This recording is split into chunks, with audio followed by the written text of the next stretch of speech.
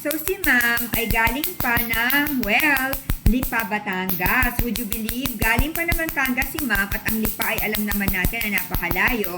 Pero tunay ngang totoo ang kasabihan na walang malayong lugar sa taong gustong pumunta at sa taong gustong gumanda. So kung makikita ninyo, ang problema ni ma'am, siya ay merong pekas o melasma sa buong mukha. So mula sa forehead hanggang sa dalawang cheeks niya, ayan, hanggang sa ilong, sa baba. So ang kanyang pekas ay combination ng moderate, severe, and very severe. And this is her first session with us. So ang ginagamit ko sa kanya ngayon ay ito.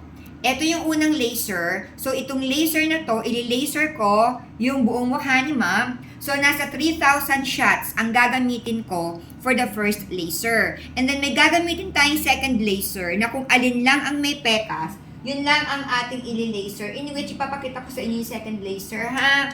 Ito yung second laser natin. Ang gagamitin ko namang shots dito ay 2,000. So, a total of 6,000 shots ang gagamitin natin kay ma'am. So, syempre, nilagyan natin siya ng anesthesia para hindi siya masasaktan sa procedure kasi may konting pain. Actually, kahit may anesthesia, may konting pain pa rin eh. So, eto na ha. Ipapakita namin sa inyo ha.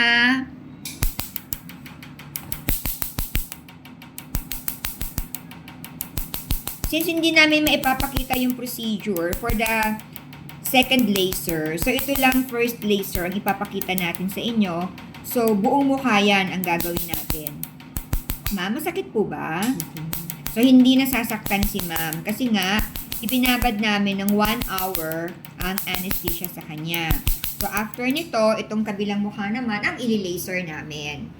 So, paano? Magpapaalam na muna kami para makapag-concentrate ako sa ginagawa sa kanya, ha? So, doon sa mga interesado magpagawa sa amin, pag may problema kayo sa pekas, kung saan nyo napapanood itong video na ito, i-chat nyo lamang po kami sa aming Facebook page. Ako po mismo ang sasagot sa inyo. Ang location po namin ay sa Novaliches, Quezon City. Hindi kami malayo. Nanggaling nga si ma'am sa Batangas, nakapunta pa siya rito.